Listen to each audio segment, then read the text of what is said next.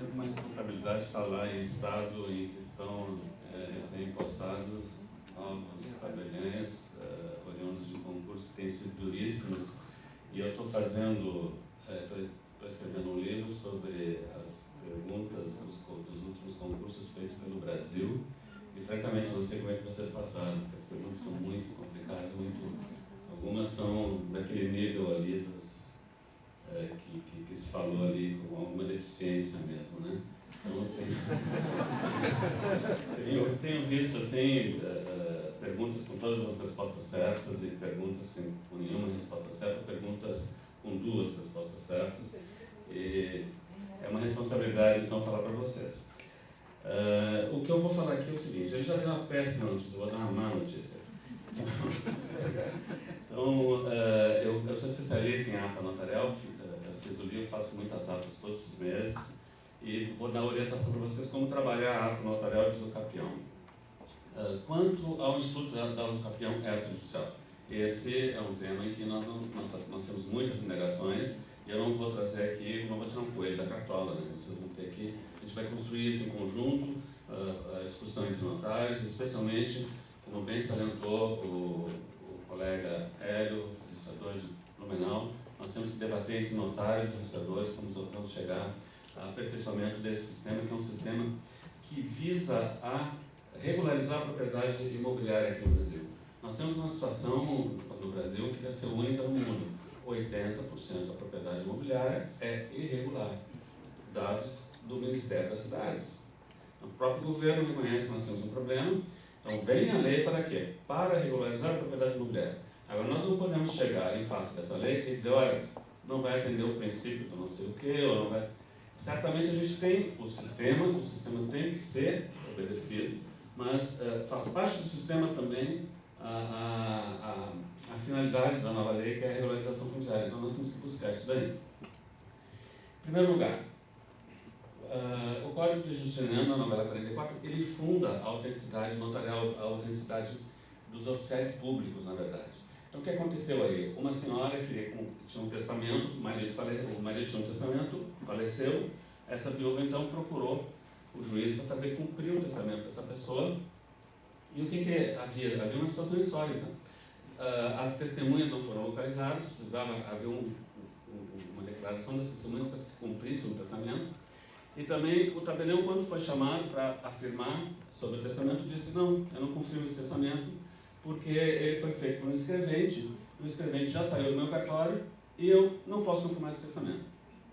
Então, aí nesse momento, a justiça teve uma decisão que foi uma revolução.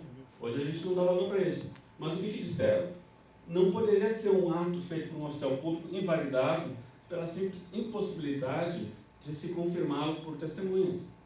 Ou seja, se criou um instrumento notarial. Então, nós temos aí a fundação da autenticidade notarial. O segundo slide, muito importante. Ato de descobrimento da América. É uma ata de uso capião. O notário Rodrigo de Escobedo, esse infeliz que morreu comido pelos índios, sério, morreu comido pelos índios aqui nas Américas, ele então foi chamado para quê? Para fazer as potestações necessárias para atribuir o domínio da América aos reinos de Aragão e Castelo. E foi isso que aconteceu. Então, nas árvores bonitas, os rios, uma declaração sucinta sobre a geografia do local, se atribuiu então, se concedeu o título para que os reinos de Aragão e Castelo fizessem, provavelmente perante o Papa, tomassem domínio daquela região.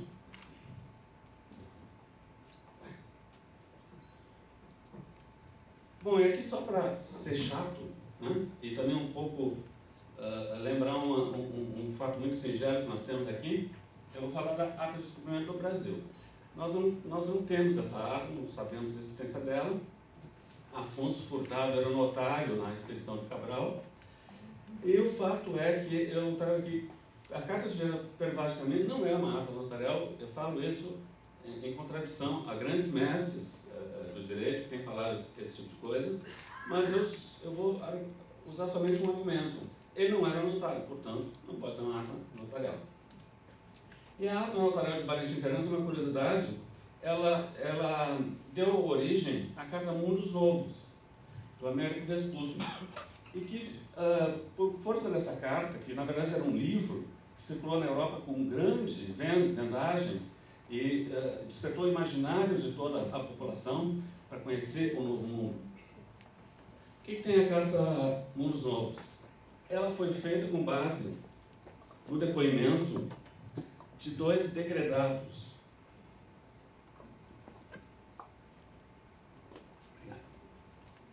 Esses 2 degredados tinham ficado numa ilha chamada Florianópolis e fizeram a declaração do que presenciaram aqui. E essa declaração, então, foi tomada na Europa e motivou o esplendor da América para os europeus. Bom, o que não ensinaram para vocês os livros de direito? Vocês que recém passaram em concursos, vocês que são tabeliães, o ato notarial é um ato ritualístico. Ele é fundado em cima de formas, de técnicas, para chegar a uma determinada finalidade, para constituir um título. Esse ritualismo chega a ser até litúrgico, porque a gente dá fé. Você dou fé.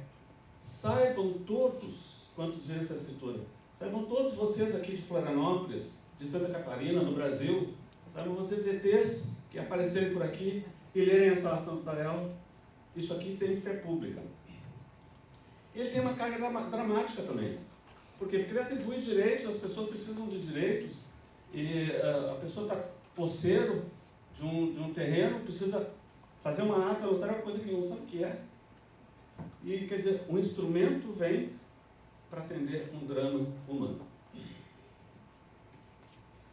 Entrando aqui no chão, nós temos aqui os fundamentos legais dos atos notariais no Brasil. Esses aqui, claro, são complementados pela 11.441, agora a lei de mediação e conciliação, alguns outros instrumentos extravagantes.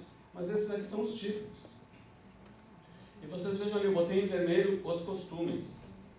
Costumes e práticas notariais são a maior fonte do direito notarial. Infelizmente, nós teríamos que ter uma lei notarial aqui no Brasil dando critérios do trabalho notarial, da atividade notarial. Nós não temos. Então nós temos, por exemplo, o reconhecimento de firma por semelhança. O ato mais praticado, depois do reconhecimento da autenticação de documentos, o reconhecimento de firma por semelhança. Não tem fundamento legal. É costume. Agora entrando aqui já na ata. Né?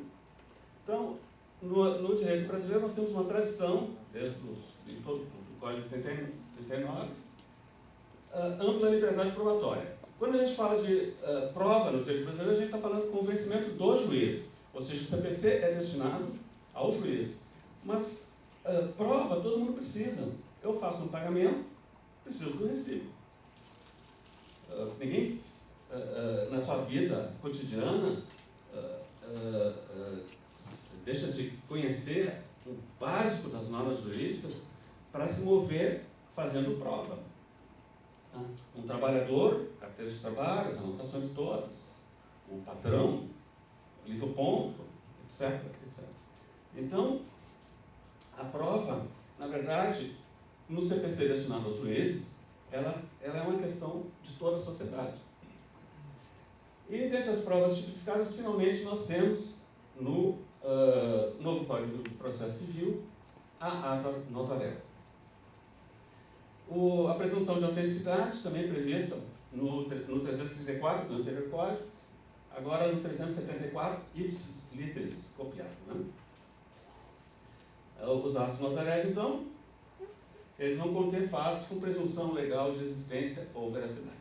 O CPC não faz, acho que nem deveria fazer, talvez devesse fazer um pouco mais de distinção. Ele só faz a distinção assim, ou é verídico ou não é. E ele faz também uma terceira distinção, mas não sem dar muito os efeitos, que é os atos autênticos e que fazem prova plena. Então, e esses atos, ele costuma dizer quando isso acontece. Tá? Esse é o Código de Processo Civil. Contudo, na vida, nós vamos ter situações as mais distintas. Você pode ter uma fotocópia de um documento, ela está solta, ela tem presunção de veracidade. Você pode ter essa fotocópia de documento assinada por alguém, uma minuta de algum contrato, alguém assinou. Você pode autenticar, reconhecer a firma do cidadão que assinou, por semelhança, por autenticidade. Isso daí pode ir para um juízo, e o juiz dizer que esse documento é um documento verdadeiro. Então, são diversos níveis de prova que nós temos no direito brasileiro que não estão distinguidos no CPC. Entrando aqui na ata notarial, essa é a brilhante definição do novo CPC. Por sinal, pergunta de concurso: quantos livros tem o novo CPC? Essa pergunta fizeram no meu concurso para mim. 2 livros. A parte geral e a parte especial. São só apenas 2 livros. Então, a ata notarial está na parte especial, artigo 384. A existência e o modo de existir de algum fato podem ser atestados ou documentados a requerimento do interessado mediante ata lavrada por tabelião. A definição brilhante ela contém os requisitos da ata notarial, ou seja, o requerimento, né? E a presença, a verificação de um fato. Né? E o parágrafo único, ele se destina a viabilizar no direito brasileiro que a ata contenha dados representados por imagens ou são gravados em arquivos. O CPC de 73 já dizia isso, já era possível fazer. Fazem a mesma prova que os originais, os traslados de certidões extraídas por oficial público de instrumentos ou documentos lançados em suas notas. Tá? E depois, na sequência ali, nós temos as autenticações privadas, as possibilidades de autenticações privadas, que de resto já não é novidade no novo código, já tinham sido introduzidas há anos atrás. Né? E cessa a fé do documento particular quanto, se for impugnada a sua autenticidade enquanto não se comprovar a sua veracidade. Então, veja bem, o código diz que tudo é verdadeiro, só que se houver contestação, cessa a fé. Portanto, não mudou muito a nossa situação quanto à cópia de documentos, os documentos autenticados. Porque nós não temos uma lei obrigando as pessoas a fazerem documentos autenticados. Nós temos uma necessidade social de se prevenir de uma contestação daquele documento. Então, as pessoas, por cautela, por prudência, elas levam os documentos aos cartórios para se prevenirem de uma ação judicial. Quanto ao reconhecimento de firma, incumbe o ônus da prova nos documentos particulares, se tratar de falsidade de documento ou de preenchimento abusivo, a parte que é arguída. Então, se eu ataco um documento dizendo o falso, eu tenho que fazer prova dessa falsidade. Então, veja bem, se eu tenho uma cópia simples, é uma prova mais fácil de fazer. Se eu tenho uma cópia autenticada, é uma prova muito mais difícil de fazer, porque eu tenho que atacar também o ato do tabelião. Agora, quando se fala na autenticidade no sentido de assinatura de documento, nós temos aqui o item 2, a parte que produziu o documento tem o ônus da prova. E o professor Pompeu falou ali, nós temos numa relação o devedor e o credor. Quem é que produz o documento? Normalmente é o credor. O credor produz o documento. Então, o que o credor faz? Sempre fez aqui no Brasil. Ele diz para o devedor: você é um devedor. Vá no cartório e reconheça a sua firma. Então, ele inverte o ônus da prova a favor dele. E quem paga é o devedor, é a outra parte. Então, ele fica feliz. Ele fica muito tranquilo com um documento com prova robusta, sem necessidade de pagar pelo serviço. Por isso que nós temos nos balcões pessoas furiosas, normalmente pessoas, quanto mais instruída a pessoa, mais fúria ela tem face do tabelião, porque ela está obrigada, ela está ali, ela não sabe que está ali, e ela está pagando por um serviço que ela não precisa. Claro, quem precisa é o outro lado. 2 novidades: a demarcação e a divisão poderão ser feitas por escritura pública, e o penhor legal também poderá ser feito por escritura pública necessária, uma homologação. Né?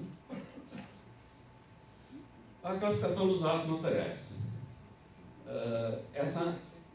Nós temos dois tipos de atos desde os primórdios da atividade no direito romano. Atas notariais, que são atos autenticatórios, e escrituras públicas, que são atos de formalização da vontade das partes. Então, os atos autenticatórios se subdividem em autenticações, que se subdividem, por sua vez, em autenticações stricto sensu, ou seja, autenticação do documento, ou autenticação de firmas, os reconhecidos como reconhecimento de firma. E esses se subdividem em reconhecimento de firma por autenticidade, por semelhança e por acordo. E, finalmente, nós vamos ter as atas notariais propriamente ditas. As escrituras públicas são as procurações, os negociais, qualquer tipo de escritura pública negocial, testamentos, inventários, partilhas, agora conciliação e mediação, etc. O que é importante dizer, nas escrituras públicas nós vamos ter autenticações sobre a identidade, a capacidade da parte é uma autenticação, é uma atestação, mas não é tipicamente autenticatório. Na ata notarial, isso é a finalidade do ato. Né? A escritura pública tem como finalidade a constituição de direitos. Nós vamos então ter nesse slide aqui distinção e semelhanças entre ata e escritura. Em ambos, a assessoria notarial é indispensável. Em ambos, o tabelião tem que agir com imparcialidade, ele não está a serviço do solicitante na ata notarial, não está a serviço do cidadão que apresenta um documento para fazer uma cópia autêntica, ele não está a serviço do comprador ou do vendedor numa escritura pública. A ata se destina primordialmente a fatos jurídicos, a escritura para atos e negócios. A ata é autenticatória, tipicamente autenticatória, a escritura é constitutiva. A ata, proteção de direitos, a escritura, relação jurídica. Nós temos aqui no próximo item, a desistência da assinatura do solicitante na ata notarial permite ao tabelião finalizar o ato. E esse é um ato completo, mesmo sem a assinatura da parte. Na escritura pública, você sabe, se faltar a assinatura de alguém, se tiver, sei lá, 4, 10 pessoas, se tiver 10, um não assinar, você não tem o ato perfeito e acabado, né? Portanto, não pode expedir cópia. A escritura não tem juízo de valor ou opinião sobre o fato e a ata não tem juízo de valor sobre o que o tabelião presencia. E a escritura tem, evidentemente, um juízo de valor, uma qualificação sobre a legalidade. E a ata notarial sempre vai escrever fatos ilícitos, né? Enquanto o fato ilícito não poderá integrar uma escritura pública. Está em azul ali, pode, porque no livro coordenado pelo Leonardo Brandelli, tem um artigo em que se diz que a ata notarial não pode conter ilícito. E é o inverso. Sempre que eu faço uma ata notarial, eu estou constatando um potencial ilícito. Agora, rapidamente, alguns requisitos da ata notarial. Em primeiro lugar, artigo 215 do Código Civil se destina a escrituras públicas, mas ele tem que ser aceito com moderação para a ata notarial, ou seja, eu tenho que qualificar o meu solicitante, eu tenho que redigir o ato em língua nacional, eu tenho que seguir aqueles requisitos. Evidentemente, se eu estou numa assembleia, se esse ambiente aqui fosse uma assembleia societária, com todos vocês sócios, acionistas de uma empresa, eu teria um solicitante, onde você é o solicitante, eu não precisaria qualificá-los todos aqui para fazer a ata dessa assembleia. Eu qualificaria o meu solicitante e vamos em frente. Por isso que a gente fala em moderação, né?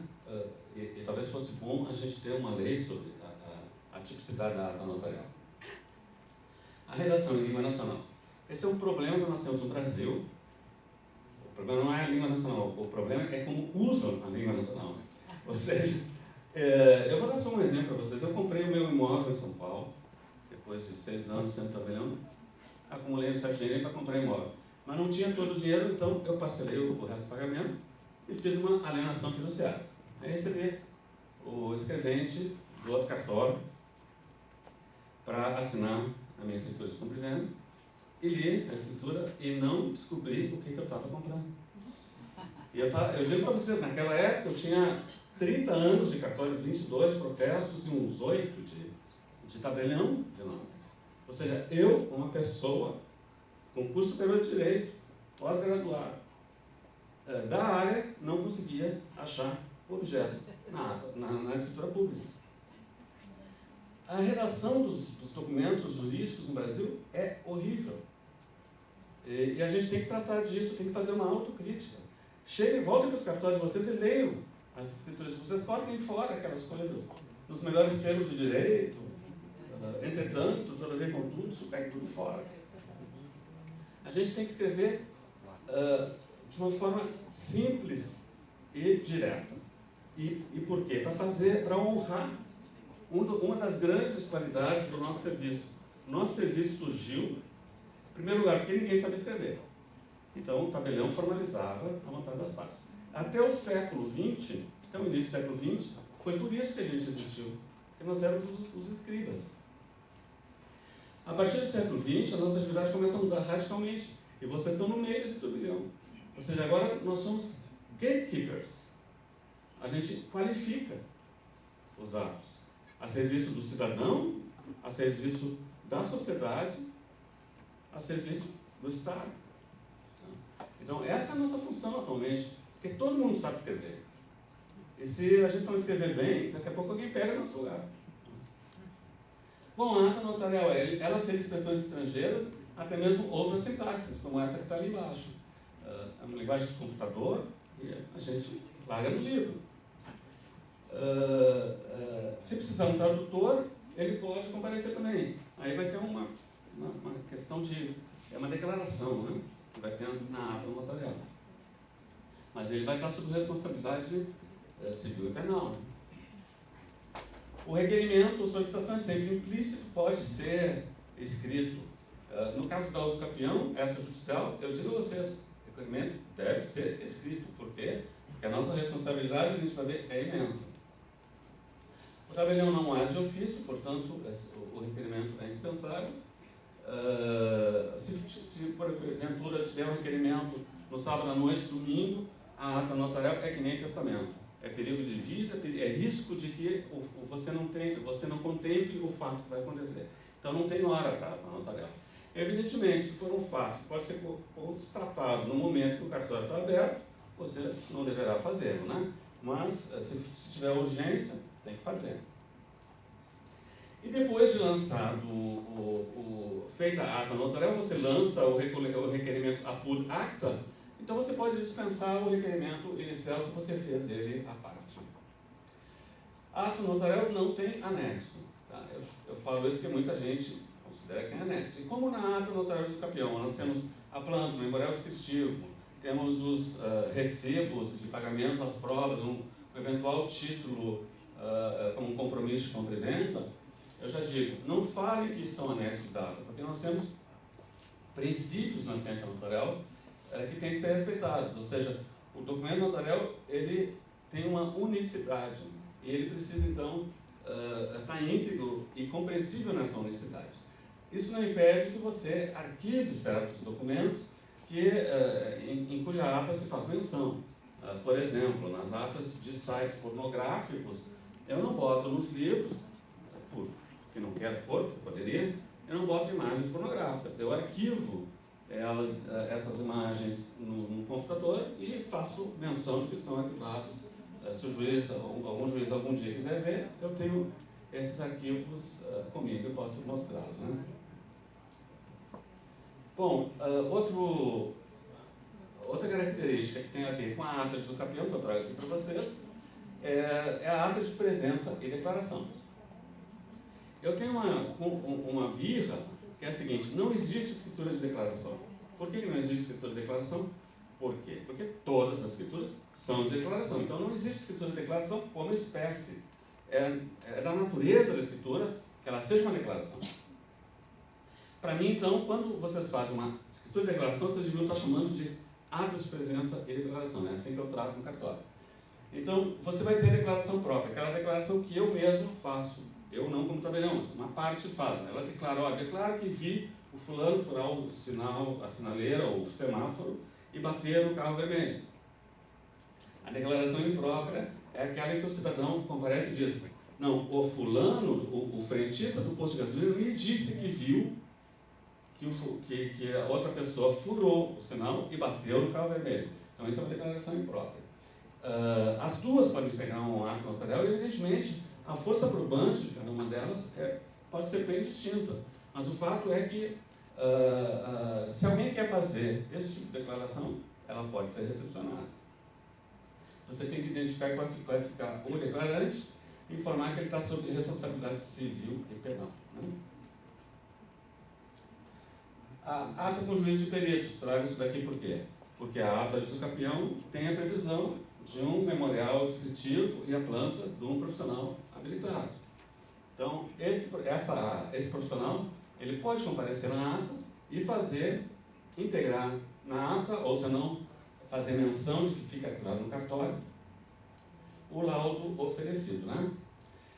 Tem que se fazer uma distinção entre o ato, aquilo que a pessoa declara e aquilo que o tabelião declara. Porque a força autenticatória do que o tabelião declara é uma, a força autenticatória do que se declara por uma parte é outra, bem distinta. Né? Aliás, não só nas atas, nas escrituras públicas, muitas vezes. Não se sabe o que é declaração da parte, o que é declaração do tabelião. Né? Então a gente tem que ter muita cautela na redação dos atos notariais para que isso fique bem distinto. Né? E vamos entrar aqui no usucapião. O que é usucapião? Chamar um cidadão da favela, ele sabe que é usucapião. O homem mais simples do povo sabe que se ele ficar num determinado local, montar sua casinha, fazer os melhoramentos nessa casinha, ele vai, algum dia, quem sabe, ter direito ao usucapião. Né? Ele só não sabe exatamente como, mas ele investe nesse projeto de vida por força de não ter condições nenhuma para adquirir uma propriedade. Então, o usucapião é a aquisição da propriedade por força de ter a posse dela de forma mansa, pacífica e contínua, duradoura. Né? Eu identifiquei esses tipos de usucapião aqui no Brasil. Depois isso aqui vou deixar para vocês, tá? Tanto os slides quanto algumas minutas já atas notariais. O que eu queria que vocês distinguissem aqui, em primeiro lugar, é essa coluna vertical, a posse mansa, pacífica e contínua. Tem que ter em todas as usucapiões, tem que ter essa posse. A coluna ao lado, o justo título e boa-fé, não precisa. Muitas vezes, o justo título e boa-fé não são necessários para aquisição, para configurar o usucapião. Tá? Quando tem justo título e boa-fé, normalmente é chamado usucapião ordinário, e quando não tem, é extraordinário. Né? Então, nós temos a finalidade do imóvel, o urbano-rural, a área limite, por vezes, e o prazo da usucapião, lá na primeira coluna. Vocês vejam que nós temos uma usucapião no Brasil com prazo de somente 2 anos, que é aquele do cônjuge abandonado, normalmente a esposa, né, que é abandonada com os filhos, então ela terá direito ao usucapião nesse prazo tão pequeno. Né?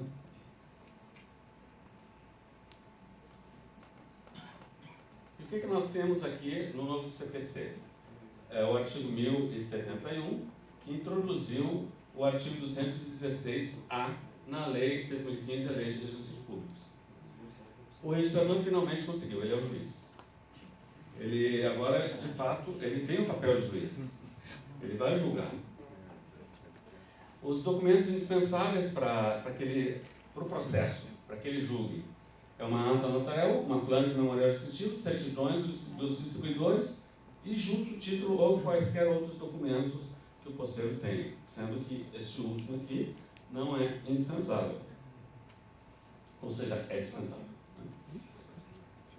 O procedimento, com essa documentação toda, prenota no registro imobiliário, notifica os titulares de direitos para anuir, e aqueles titulares de direitos reais que não se apresentarem dizendo sim, ok, eu concordo, impedem, ou seja, tem que ter uma manifestação inequívoca do ok.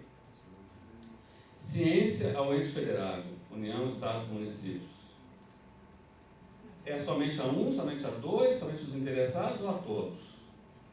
Já está se configurando, a maioria das opiniões que a gente tem visto é que sim, tem que ser a todos. Por outro lado, se o ente federado não se manifesta no prazo de 15 dias, considera-se que ele anuiu, ao contrário do titular de direito real. O RI pode solicitar diligências, né? Bom, tem um edital para ciência de terceiros com prazo de 15 dias, ou seja, aquela coisa de publicizar a intenção de uma determinada pessoa em face de toda a sociedade de que ela quer adquirir a propriedade de um determinado bem.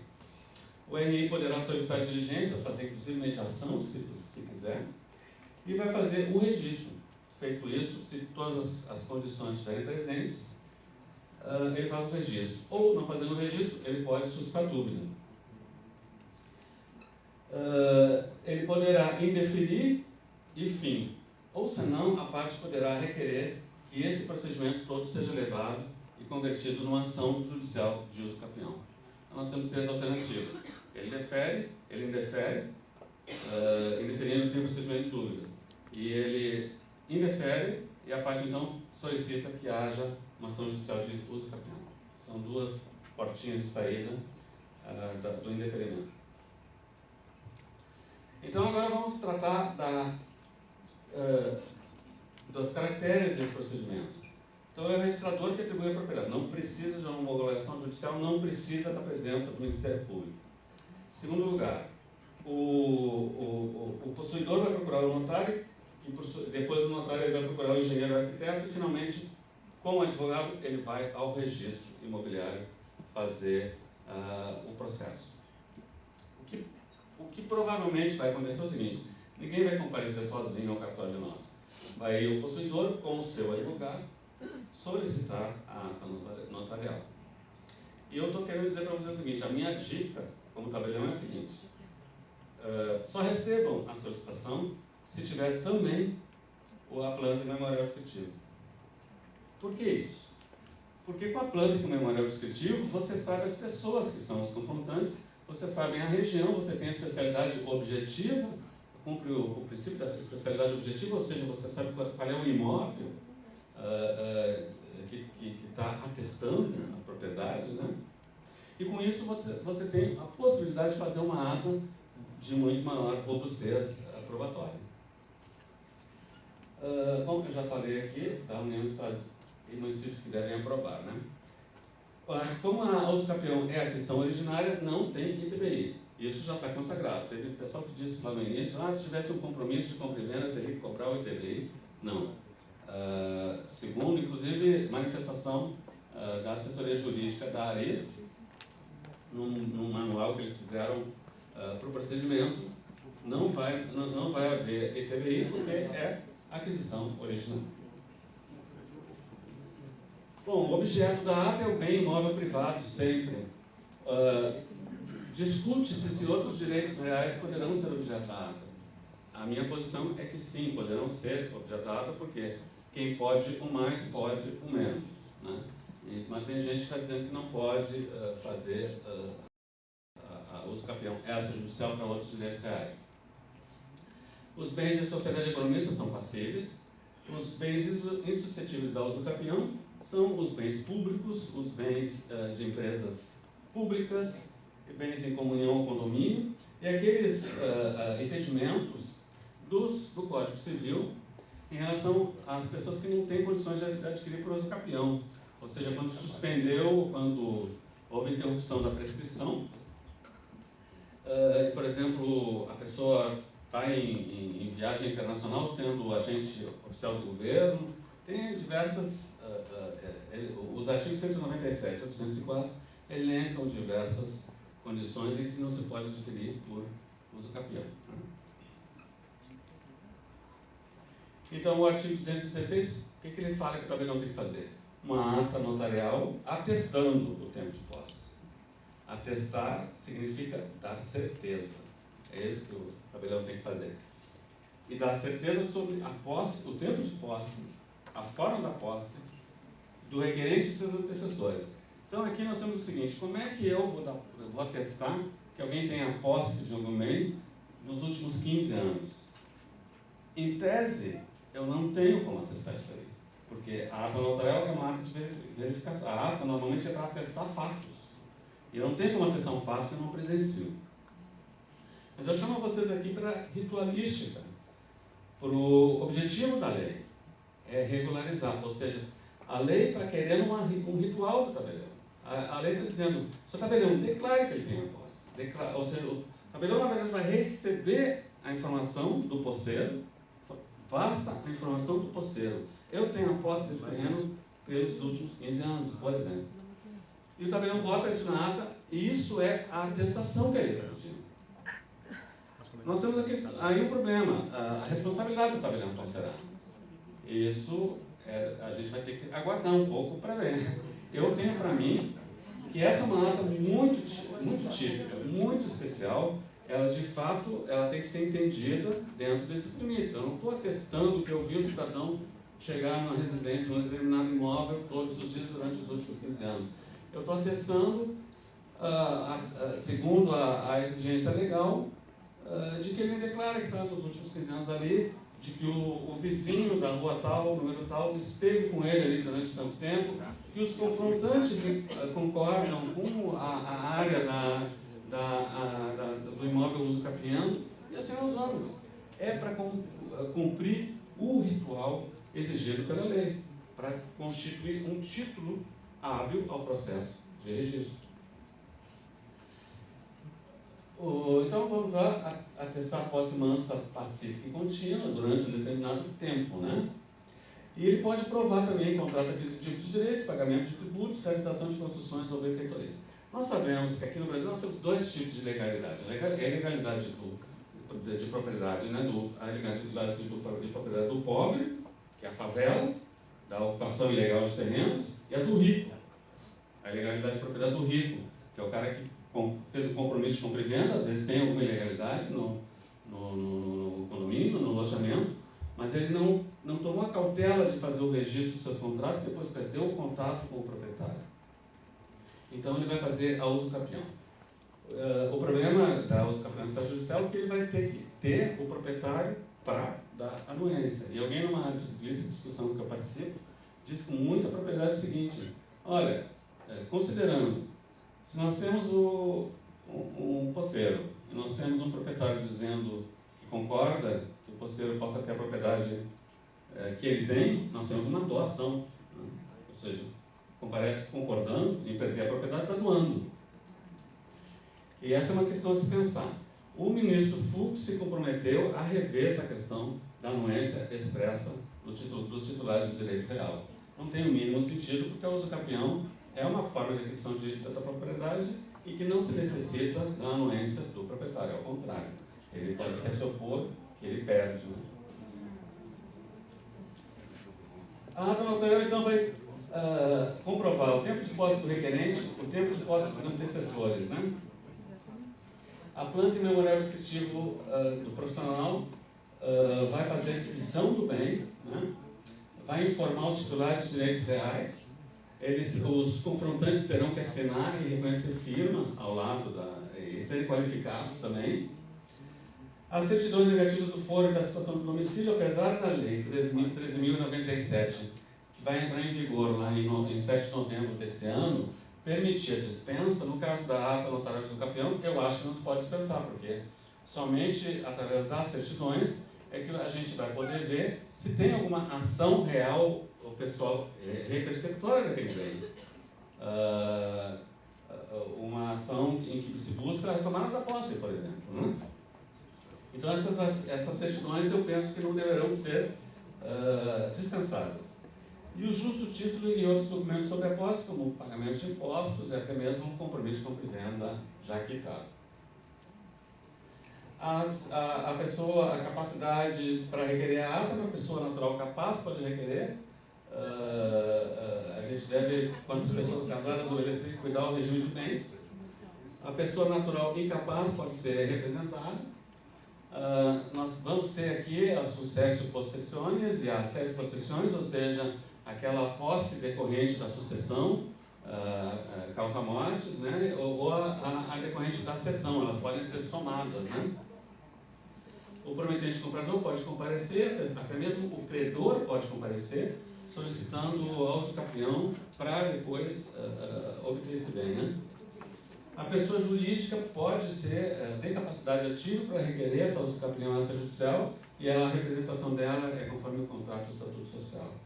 E as pessoas que não podem adquirir pelo usucapião, como eu disse lá nos artigos que suspendem ou interrompem a prescrição, são aqueles que têm a posse direta decorrente de contrato locatário, devedor fiduciário, usufrutuário, etc. Né? Imóveis em condomínio normalmente não se pode usucapiar, já há possibilidade, mas não, em tese não. As partes, o solicitante, o casado, não precisa ter a anuência do cônjuge, o cônjuge é parte também na ata notarial, poderá ser parte, e não precisa estar representado por advogado na ata notarial. A fundamentação legal, ou seja, qual daqueles 10 tipos de usucapião eu vou pretender? Poderá colocar na ata, mas ela não vai vincular o registrador, nem vai vincular o posseiro a essa fundamentação legal. Vamos supor que eu fundamente lá como abandono do cônjuge, e o registrador diz, não está aprovado o abandono do cônjuge. Você tem aqui, na verdade, tem mais de 10 anos, então, dessa posse, então vamos mudar o tipo de usucapião pretendido para tal usucapião. Aí basta que o registrador faça um requerimento, ele assine e muda o tipo de usucapião pretendido, não tem problema. As partes na ata, então nós podemos ter como intervenientes os posseiros antecessores, confrontantes, outros vizinhos, né, testemunhas e vizinhos que atestem o tempo de posse. O proprietário do bem usucapião poderá comparecer. Os titulares de direitos reais, sempre com seus respectivos cônjuges, né? E o responsável técnico. Essas são as partes intervenientes numa ata notarial de usucapião. O tabelião, como parte também, autor da ata notarial, ele recebe as declarações da parte, poderá ir ao local constatar, não é obrigatório ir ao local. Evidentemente, se ele tiver que ir ao local, ele não pode sair do município para o qual ele tem a delegação, impossível. Poderá usar um drone. Me digam vocês. Eu, por exemplo, uso o computador para fazer a ata notarial de internet de sites de todo lugar, eu não sei nem onde estão hospedados. O cidadão usa um drone para constatar a propriedade, não sei se pode. Vocês me dirão, vamos ver como é que fica isso. Os documentos, então, requerimentos, certidão de imóvel, certidões negativas e a central de disponibilidades. Precisa a central de disponibilidades, né? Não necessita a certidão da Procuradoria Geral da Fazenda Nacional e as certidões municipais. Tá? Já terminando aqui, para mim, se configuram 3 tipos de atas notariais. Uma mais simples. Comparece o possuidor e o proprietário declaram a posse e a anuência. Pode não ter o proprietário, pode ser só o possuidor. Tá? Eles juntam documentos comprobatórios e o tabelião, assinam o negócio, atesta, ponto final, vão em frente para o processo com o registrador. As simples mais os confrontantes, ou seja, além de assinarem na planta, os confrontantes comparecem na ata notarial e declaram que anuem com o usucapião. E as simples mais os confrontantes mais o laudo técnico. Então aí insere a declaração do laudo técnico. Não insere o laudo técnico na ata notarial, a menos que isso seja possível. Evidentemente a descrição do bem usucapião poderá ser lançada na ata notarial, até seria muito bom que tivesse, né? E aqui nós temos a interpretação, os debates que estão acontecendo. Lembrar sempre que é para atribuir a propriedade para regularizar a propriedade, tem um interesse social e econômico, e também desafogar o poder judiciário. A interpretação teleológica da lei é o seguinte: será que a gente não poderia de imediato dispensar a anuência do proprietário, visto que isso não é próprio da um usucapião? A grande maioria das pessoas que eu tenho conversado, registradores, notários, entende que não. Mas eu acho que é possível a gente fazer esse debate. Evidentemente necessitaríamos de declaração de normas da corregedoria, do Poder Judiciário chegasse a esse tipo de conclusão. Notários e registradores sozinhos não vão jamais tomar essa iniciativa. A anuência de outros titulares de direitos reais sem qualquer influência deve ser dispensada. Isso me parece óbvio. Ou seja, eu tenho um banco lá com uma hipoteca que está quitada há tempos, já foi até baixada a hipoteca, não precisa que o banco compareça para dar anuência, né? Mas a gente que fala que precisa. A gente muito formalista que fala que precisa. Bom, esse procedimento pode ser um procedimento padrão para que gere depois um uso capião com nota devolutiva que vai ser convertido num procedimento judicial. Tá? Não há problema. Para terminar, umas palavrinhas sobre o fio metal. Em São Paulo, nós temos a tabela diz assim o seguinte, ata notarial sem valor declarado. E aí não fala mais nada. Por quê? Porque nós temos a tabela de atos com valor declarado. Então, eu faço no cartório, e todos os tabeliões de São Paulo fazem, atas notariais sem valor declarado e atas notariais com valor declarado. Então, parece claríssimo que aqui nós vamos ter uma ata com valor declarado, é o valor do bem que se pretende adquirir, da propriedade que se pretende adquirir. Eu lembro que nós temos também, tem gente que fala, eu dou aula em muitos estados, tem estado aí que a ata custa R$6. Não dá. Então, vocês vejam bem o que eu falei aqui. Em primeiro lugar, tem a questão da alta qualificação técnica que precisa ter para fazer uma ata notarial. Em segundo lugar, tem a questão da responsabilidade. Ou seja, o tabelião será responsável pela ata notarial. Então, eu lembro ali, 10.169, artigo 1º, parágrafo único. Emolumentos devem corresponder ao efetivo custo e adequada remuneração dos serviços prestados. Então, R$6, R$100 é muito pouco para um serviço como esse. O critério que nós temos que adotar para a ata notarial de uso capião é o critério idêntico ao do registrador, ou seja, é o critério de valor do bem. Finalmente, a gratuidade prevista no novo Código de Processo Civil, ela está dependendo de lei estadual de compensação. Isso, a Corregedoria de São Paulo já nos sinalizou, não existe, obviamente, nada por escrito, mas eles já disseram, o Código de Processo Civil prevê as gratuidades, mas prevê também uma lei estadual de compensação. Então, sem ter lei estadual de compensação, não vai ter gratuidade, não é possível ter gratuidade, porque os serviços notariais são serviços públicos ofertados em caráter privado, exercidos em caráter privado, e, portanto, tem que haver um equilíbrio econômico-financeiro sob pena de quebra, né, do pequeno cartório ao grande cartório. Né? Bom, era isso que eu tinha para falar para vocês, vou ficar à disposição para perguntas.